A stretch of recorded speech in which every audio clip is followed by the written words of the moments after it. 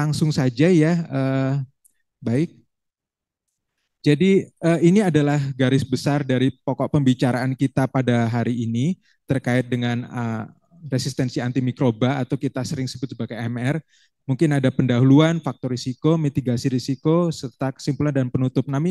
Karena ini cukup padat, jadi kami mohon izin terlebih dahulu mungkin kita akan banyak melewati hal-hal yang untuk di pendahuluan dan faktor risiko, dan nanti kita akan lebih banyak berdiskusi dan fokus terhadap mitigasi risikonya. Jadi mohon izin terlebih dahulu ya Bapak dan Ibu, kalau belum apa-apa sudah saya skip dan seterusnya.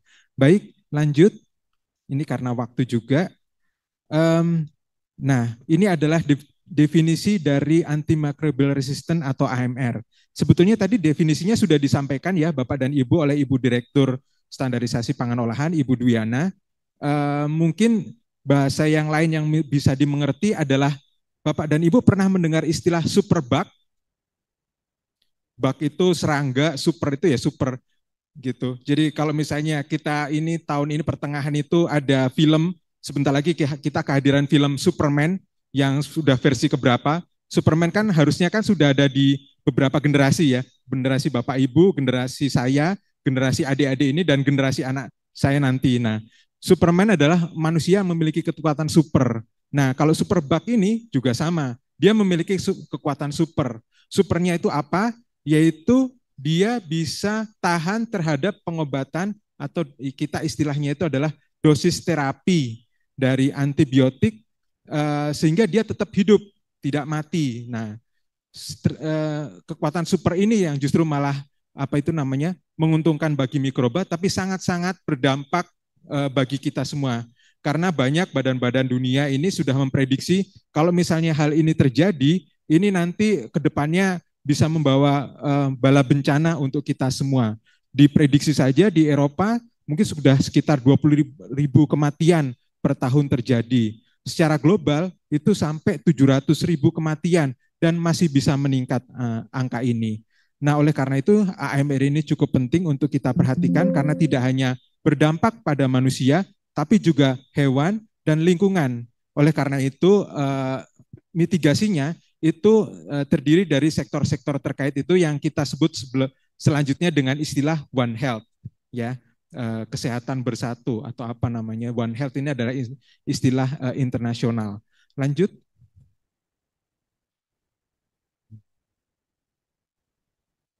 Oke, jadi ini juga sedikit saja. Jadi Bapak dan Ibu pasti sudah familiar dengan kodeks. Nah, dari kodeks itu dari tahun 2006 itu sudah mengembangkan task force Bapak dan Ibu dan sudah bekerja, mereka terus menerbitkan beberapa pedoman di sini dari mulai guideline on integrated monitoring and surveillance ini yang berisi bagaimana merancang dan melaksanakan pemantauan yang terpadu serta pengawasan AMR tersebut, serta mereka malah ada AMU yaitu antimicrobial use. Nah, terus kemudian juga ada guideline for risk analysis, ya ini yang berisi tentang analisis risiko dan aplikasinya, serta yang penting itu adalah Code of Practice to Minimize and Contain Foodborne Antimicrobial Resistance and Amendment 2021, yaitu yang berisi tentang panduan untuk mencegah, meminimalisir, dan mengendalikan AMR bawaan pangan sepanjang rantai pangan. Karena kini adalah dokumen dari Kodeks ya, Bapak dan Ibu.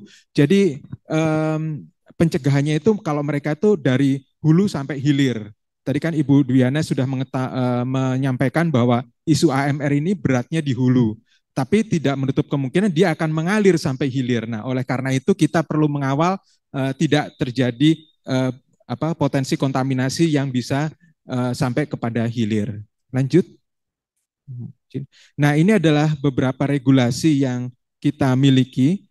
Banyak sebetulnya, karena ini dari hulu ke hilir, maka mohon jangan kaget ya Bapak dan Ibu, rekan-rekan semua. Di sini ada peraturan dari Kementerian Pertanian, peraturan dari Kelautan dan Perikanan, bahkan dan POM sendiri mengeluarkan peraturan terkait pelarangan antibiotik kloramfenikol dan nitrofurazon yang terdapat pada Perbepom nomor 22 2023 tentang bahan baku yang dilarang dalam pangan olahan dan bahan yang dilarang digunakan sebagai BTP. Nah, ini banyak seperti ini karena memang tadi fenomena dari hulu ke hilir. Dan kemudian karena hulu dan hilir itu melibatkan lintas sektor terkait, maka kementerian koordinator pun turut berperan serta. Mereka menerbitkan peraturan Menko PMK, karena ini kan di bawah Menko PMK ya, pemberdayaan manusia dan kebudayaan. Nah, ini nomor 7 2021 tentang rencana aksi nasional 2024-2027 terkait pengendalian resistensi antimikroba. Nah, isinya apa? Silakan slide selanjutnya. Bocor. Ya, baik. Ini adalah rencana aksi nasional pengendalian resistensi antimikroba. Bapak dan Ibu juga bisa mendownload peraturan ini, sudah tersedia di web. Nah, pada intinya peraturan ini ditujukan sebagai pedoman bagi kementerian, lembaga, pemerintah daerah, dan mitra kerja dalam perencanaan, penyusunan, pelaksanaan, pemantauan, dan evaluasi kebijakan pengendalian resistensi antimikroba. Nah, kemudian RAN ini bertujuan untuk meminimalkan kemunculnya dan menyebarnya mikroba resisten superbug yang tadi ya Bapak dan Ibu, memastikan ketersediaan antimikroba yang aman, efektif, bermutu dan terjangkau, serta penggunaan antimikroba secara bijak dan bertanggung jawab. Nah, oleh karena itu ini sangat penting. Jadi memang dalam RAN nasional ini memiliki ruang lingkup pengendalian resistensi antimikroba yang meliputi banyak aspek kesehatan masyarakat, kesehatan hewan termasuk ikan, produk yang dikonsumsi masyarakat, dan kesehatan lingkungan. Nah, ini kan muncul ya di pretest tadi ya Bapak dan Ibu. Mudah-mudahan Bapak dan Ibu saya doakan betul semua di sini dan lulus mendapatkan sertifikat dari Advosos ini ya Bapak dan Ibu ya. Baik, kita lanjutkan. Nah, apa itu pedoman mitigasi risiko? Sebetulnya pedoman ini kita prakarsai, BPOM yang mengeluarkan ini yang untuk di ranah hilirnya Bapak dan Ibu, di pangan olahannya. Karena AMR ini kan bisa timbul dari beberapa faktor masuk ke rantai pangan. Bisa melalui penggunaan antibiotik yang tidak benar sewaktu pas di hulunya, tidak sesuai dengan ketentuan dan faktor lingkungan yang tercemar. Terus kemudian pengendalian AMR pada bahan baku PSAH, ini adalah maksudnya itu pangan segar asal hewan dan pangan segar asal ikan. PSAT ini adalah pangan segar asal tumbuhan yang telah dilakukan oleh kementerian lembaga terkait pangan segar, namun bisa jadi ada residu antibiotik yang tahan terhadap proses pengolahan dan masuk ke ranah pengolahan. Nah, kita sebagai BPOM ini penjaga di hilir menyusun pedoman untuk mitigasi risiko ini untuk meminimalkan keberadaan residu antibiotik pada pangan olahan yang berpotensi berasal dari pangan segar asal hewan dan ikan yang menggunakan antibiotik dalam budidayanya, serta meminimalkan keberadaan mikrob resisten antibiotik dalam pangan. Nah, pedoman mitigasi ini disusun sebagai panduan untuk meminimalkan hal tersebut, Bapak dan Ibu. Mari kita lanjut. Jadi ini adalah faktor risikonya. Jadi kita agak sulit nanti menjelaskan mitigasi risiko kalau sebelumnya itu kita belum memahami apa itu faktor-faktor risikonya ya Bapak dan Ibu. Jadi pada intinya saya tidak ingin membuat Bapak dan Ibu bingung dengan skema ini, tapi pada dasarnya di sini ada 3 hal yang penting bahwa resistensi antimikroba atau AMR ini terdapat 3 faktor utama, yaitu pada produksi pangan olahannya itu sendiri, lingkungan tempat produksi pangan, dan faktor di manusianya, di mana penggunaan antibiotik pada budidaya hewan ini bisa mengakibatkan terbawanya residu ke dalam pangan segar, lalu residu antibiotik tersebut dapat memicu resistensi antimikroba di lingkungan tempat produksi pangan olahan tersebut diproduksi, dan mikrob resisten tersebut bisa masuk ke dalam rantai pangan selanjutnya, di mana dia akan mencemari pangan olahan apabila pengolahannya tidak sesuai dengan CPPOB. Nah, karena superbug ini dia sudah masuk ke pangan dan dikonsumsi oleh manusia, maka dia juga bisa memicu terjadinya AMR pada manusia. Manusia bisa sakit yang pengobatannya itu sulit, tapi juga dia bisa menginduksi terjadinya AMR di dalam tubuh manusia itu sendiri. Yang akibatnya kalau misalnya kita itu misalnya itu ke belakang dan sebagainya, maka otomatis akan lari ke lingkungan. Dan di lingkungan ini dapat mencemari rantai produksi pangan. Jadi siklusnya itu terus yang akan terjadi. Nah, kita berusaha untuk memutuskan siklus ini dalam meminimalisasi AMR ini. Terus yang selanjutnya, mohon izin. Mekanisme resistensi antibiotik ini kenapa terjadi? Sebetulnya ini adalah karena defense alami dari mikroba itu, Bapak dan Ibu. Mereka bisa melakukan mutasi dalam selnya, terus kemudian mereka bisa memperoleh DNA asing yang dapat memicu AMR tersebut. Mutasi dan perolehan DNA asing itu pada dasarnya banyak penelitian ya, tapi secara umum itu mereka itu bertujuan untuk membatasi penyerapan obat ke dalam sel. Jadi dia tuh tahan terhadap obat, terus kemudian memodifikasi target obat yang ada di sel. Jadi kalau ada apa itu namanya antibiotik, dia itu targetnya mitokondria. Nah, target yang ada di mitokondria itu dimodifikasi sehingga obat tidak mengenali adanya target di dalam mitokondria selnya itu. Jadi mereka selamat dari obat. Terus kemudian juga inaktivasi obat di dalam sel. Jadi mereka mengeluarkan semacam antidot yang justru mengaktifasi sel, aktivasi obat dan mengaktifasi pompa obat keluar dari sel tersebut. Jadi banyak obat yang tidak efektif dalam hal ini. Terus kemudian juga mekanisme resistensi antibiotik ini juga dapat terjadi karena biosida.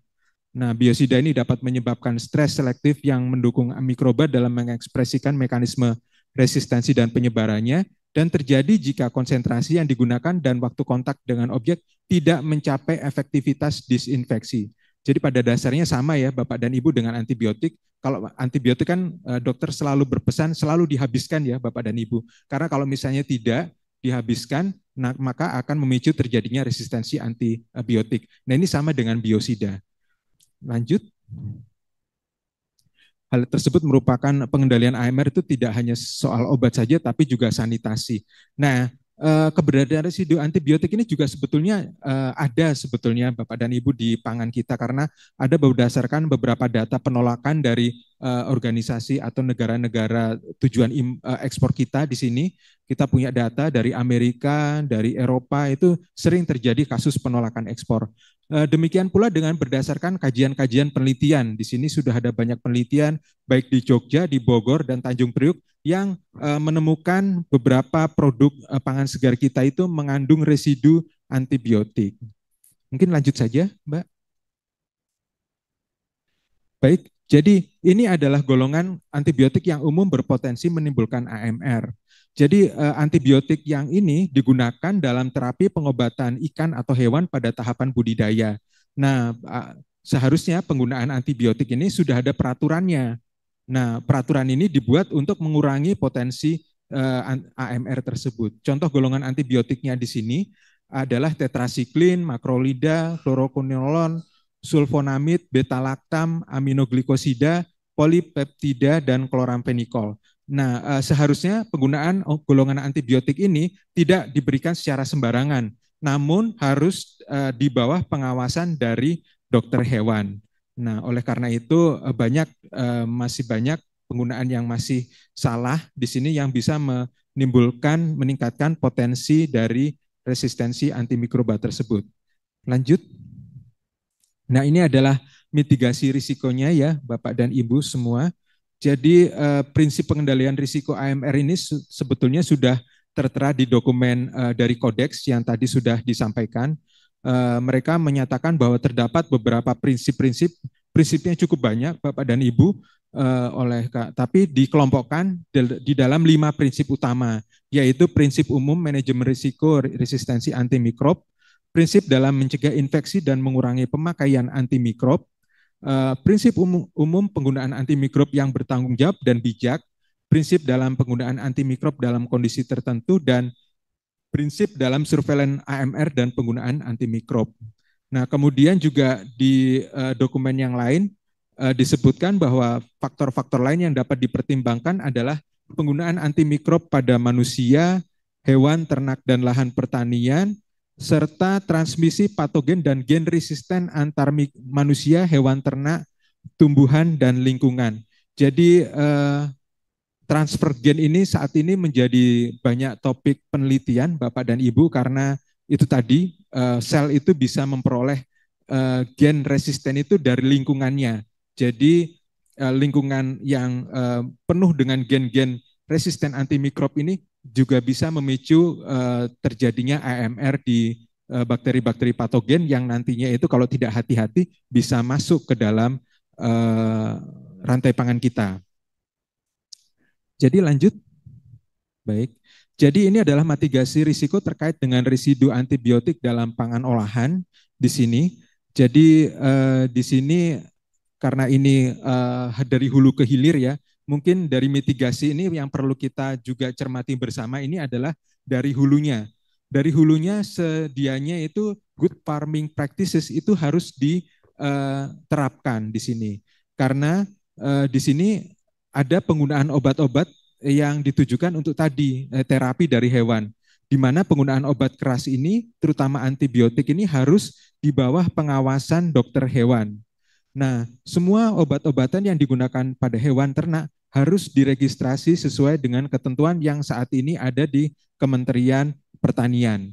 Jadi ini di hulunya ya Bapak dan Ibu. Terus kemudian maju selangkah sedikit ke rantai selanjutnya, masih di slide sebelumnya Mbak Punten, yaitu waktu pas dia itu penanganan peternakannya dan budidayanya, penyembelihan dan sebagainya. Nah ini harus menerapkan good hygienic sanitation practices, di mana pangan olahan berbahan baku pangan segar asal hewan atau PSHH itu wajib mengajukan permohonan untuk memperoleh nomor kontrol veteriner. Nah, di nomor banyak persyaratannya untuk memperoleh nomor kontrol veteriner ini diantaranya adalah jenis-jenis obat dan jenis-jenis obat hewan yang digunakan. Nah, terus kemudian juga residu antibiotik pada pangan segar tersebut harus memenuhi SNI 016366-2000 tentang batas maksimum cemaran mikroba dan batas maksimum residu dalam bahan makanan asal hewan dan atau perubahannya. Nah, hal yang terkait dengan itu tadi yang terkait dengan hewan ya. Ikan sebetulnya ini diatur secara berbeda di sini. Jadi untuk pangan olahan yang berbahan baku utama pangan segar asal ikan, pelaku usaha industri pengolahan ikan wajib menerapkan cara pengolahan ikan yang baik dan memenuhi persyaratan prosedur operasi standar. Penerapan cara pengolahan ikan yang baik pada UPI, yaitu tadi unit pengolahan ikan, sebagaimana dimaksud meliputi seleksi bahan baku, penanganan ikan dan pengolahan ikan, penanganan dan penggunaan bahan tambahan, bahan penolong dan bahan kimia, pengemasan dan penyimpanan. Bagaimana dengan pangan segar asal tumbuhan, Bapak dan Ibu? PSAT yang digunakan untuk pangan olahan dipastikan berasal dari pelaku usaha yang telah menerapkan sistem jaminan keamanan pangan PSAT atau produk segar tersebut sudah terregistri oleh otoritas kompeten di bidang pangan segar. Ya, itu ya yang perlu kita perhatikan. Mungkin bisa lanjut, Mbak. Baik, untuk yang pangan olahan, yang diperhatikan di pangan olahan adalah Good Manufacturing Practices-nya atau CPPOB-nya, di mana setiap pelaku usaha wajib menerapkan pedoman CPPOB yang baik.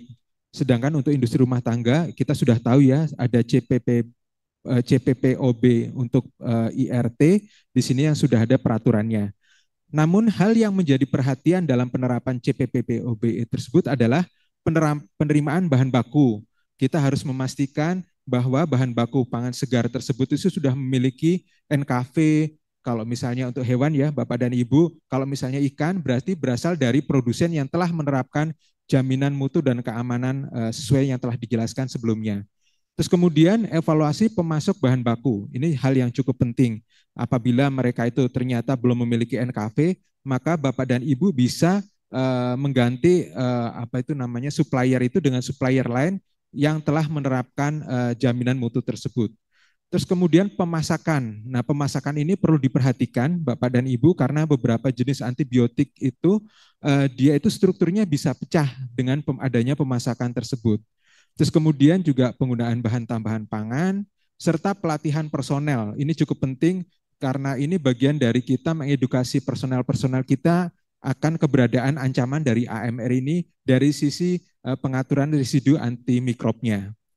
Terus kemudian ini ada mitigasi dari proses registrasi pangan olahan. Nah ini dari sisi BPOM-nya untuk teman-teman di Direktorat Registrasi Pangan Olahan, di mana perlu kita tidak menggunakan dan mengandung antibiotik sebagaimana tertuang di Per BPOM 22 tahun 2023 yang telah tadi sudah dijelaskan, di mana ada larangan kloramfenikol dan nitrofurazon.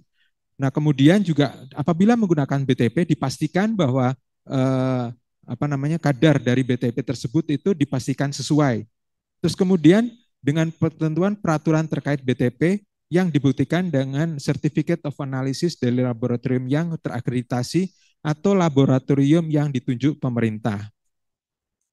Nah, kemudian juga untuk eksportasi pangan olahan di sini pelaku usaha harus memastikan bahwa produk yang akan dikirimkan telah memenuhi ketentuan negara tujuan ekspor. Karena kita tadi tahu ya Bapak dan Ibu masih banyak penolakan akibat keberadaan residu antibiotik tadi dengan alasan tersebut. Nah, jika produk ekspor mengalami permasalahan dengan negara tujuan, maka pelaku usaha diminta melakukan penarikan produk tersebut untuk dilakukan pemusnahan. Mungkin bisa dilanjut. Nah, untuk mitigasi importasi pangan olahan, itu juga kurang lebihnya sama dengan eksportasi, bahwa importasi pangan olahan yang berbahan baku utama hewan segar, perikanan, dan atau tanaman harus memiliki sertifikat jaminan keamanan pangan dari otoritas yang berwenang di negara asal, berupa health certificate atau sertifikat sejenis yang lain. Nah, kemudian mitigasi apabila terjadi kasus atau mock recall ini juga perlu dilakukan untuk mempermudah penelusuran ke depannya jika terjadi adanya kasus. Jadi kita sudah bisa bersiap-siap ya, Bapak dan Ibu sekalian, di mana mock recall itu harus dilakukan oleh pelaku usaha, sudah ada peraturan yang mengamanatkannya. Untuk produk ekspor yang sedang bermasalah di negara tujuan, akan dilakukan penarikan sementara di produk tersebut yang beredar di negara Indonesia. Lanjut. Nah, itu tadi yang terkait dengan residu antibiotiknya. Nah, kita di sini selain residu antibiotik juga berurusan dengan mikrobnya. Jadi selain bahaya kimia, ada bahaya mikrobanya. Nah, untuk mitigasi risiko terkait mikrob resisten antibiotik, sebetulnya kurang lebih prinsipnya sama, yaitu banyak faktor di sini, di mana penerapan yang praktis atau good hygienic practices ini menjadi hal yang utama. Karena walaupun namanya superbug ya Bapak dan Ibu, dia memiliki kekuatan super, tapi untungnya kekuatan supernya itu adalah hanya yang terkait dengan antibiotik. Artinya mikroba tersebut tetaplah seperti mikroba seperti adanya yang tidak tahan terhadap pemanasan, yang dimana kalau misalnya kita itu prakteknya cukup bersih, maka keberadaan mikroba tersebut itu tidak ada, bisa diminimalkan, sehingga itu nanti akan berujung terhadap penurunnya potensi AMR. Jadi mereka super tapi ternyata tidak sesuper itu maksud saya. Jadi banyak hal yang bisa kita lakukan di sini. Oleh karena itu prinsip pertama ini adalah tetap penerapan good hygienic sanitation practices di hulunya, terutama NKV ini untuk pangan olahan berbahan baku utama pangan segar asal hewan ini juga diperlukan. Di sini setiap orang yang mempunyai unit usaha produk hewan wajib mengajukan permohonan untuk memperoleh nomor kontrol veteriner, sehingga unit usaha tersebut telah menerapkan prinsip cara yang baik dalam rantai produksi produk hewan. Terus kemudian juga sama untuk pangan segar asal ikan, mungkin namanya bukan NKV, mereka memiliki penerapan cara pengolahan ikan yang baik dan memenuhi persyaratan prosedur operasi standar, di mana kebersihan itu sangat dijaga dalam proses produksinya. Sama dengan PSAT, PSAT yang digunakan untuk pangan olahan dipastikan berasal dari pelaku usaha yang telah menerapkan sistem jaminan keamanan PSAT atau produk segar tersebut sudah teregistrasi oleh otoritas kompeten di bidang pangan segar. Nah, untuk pangan olahan, penerapan good manufacturing practices juga sangat penting di sini, di mana hal yang menjadi perhatian adalah lingkungan sarana produksinya, kebersihan itu perlu dijaga untuk mencegah kontaminasi silang sehingga tidak memungkinkan mikroba yang biasa maupun yang sudah resisten itu masuk ke dalam rantai produksi pangan. Penggunaan air dan es ini juga perlu diperhatikan. Kalau tidak salah itu ada standarnya ya dalam menggunakan air dan es itu ya, Bu Deksa ya. Ada SNE-nya juga. Terus kemudian penerimaan bahan baku, ini adalah hal yang perlu diperhatikan. Begitu pula dengan evaluasi pemasok bahan baku, pemasakan. Nah, ini adalah perlu kita perhatikan. Selain tadi itu dia bisa mengurangi residu antibiotik, pemasakan ini sudah merupakan proses yang penting untuk mengurangi mikroba-mikroba yang ada, termasuk mikroba patogen yang memiliki AMR, sifat AMR. Terus kemudian program sanitasi, fasilitas karyawan dan kebersihan karyawan, penyediaan fasilitas misalnya cuci tangan atau fasilitas higiene dan sanitasi yang lainnya itu menjadi hal yang utama di sini. Pelatihan karyawan seperti halnya residu antibiotik itu juga penting untuk mengingatkan rekan-rekan di operator di kita untuk pentingnya AMR ini serta penanganan limbah dan drainase yang ada. Lanjut. Ya, siap Ibu. Tinggal sedikit lagi. Nah, di registrasi pangan olahan, eksportasi pangan olahan, dan importasi itu kurang lebihnya sama dengan yang tadi ada di residu antibiotik tadi, bahwa untuk mitigasi pada proses registrasi pangan olahan memenuhi persyaratan cemaran mikrob dalam pangan olahan yang dibuktikan melalui COA dari laboratorium terakreditasi dan atau laboratorium yang ditunjuk pemerintah. Apabila menggunakan BTP, maka harus dibuktikan dengan COA dan harus memenuhi persyaratan yang peraturan yang sudah ada. Mitigasi eksportasi pangan olahan ini adalah sama, bahwa produk yang akan dikirimkan harus memenuhi ketentuan negara tujuan ekspor. Nah, apabila sudah mengalami permasalahan, maka pelaku usaha diminta melakukan penarikan produk tersebut. Terus kemudian mitigasi importasi juga sama, bahan baku utama yang diperoleh harus memiliki sertifikat jaminan keamanan pangan dari otoritas yang berwenang di negara asal berupa health certificate. Terus kemudian perlunya melakukan mitigasi terjadi kasus atau mock recall di sini. Nah, ditambah kalau misalnya karena ini terkait dengan mikroba itu bisa masuk waktu pas di tangan konsumen, maka konsumen itu diharapkan disuluh, diberi edukasi untuk tetap mempraktekkan higiene dan sanitasi dalam mengonsumsi pangan olahan. Misalnya dengan penerapan 5 Keys for Safer Food yang sudah dipublish oleh WHO itu bisa kita jadikan materi dalam penyuluhan kita. Dan ini adalah sedikit kesimpulan dan penutup Bapak dan Ibu sekalian. Jadi untuk kesimpulannya umumnya residu antibiotik dan keberadaan mikrob resisten antibiotik ini tidak kita kehendaki dalam pangan olahan dan berpotensi dalam mengganggu kesehatan. Mengingat risikonya agar sejalan dengan upaya pemerintah dalam melaksanakan rencana aksi nasional dalam rangka pengendalian resistensi antimikrob di Indonesia, maka diperlukan berbagai upaya mitigasi yang dapat dilakukan agar keberadaan residu antibiotik dan AMR ini dapat seminimal mungkin terdapat pada pangan olahan kita. Sekedar penutup, penerapan pedoman ini memerlukan kerjasama di semua pihak, baik pelaku usaha maupun seluruh stakeholder keamanan pangan di daerah dan pusat, serta keberadaan antibiotik dan AMR dalam pangan olahan ini dapat terminimalisir.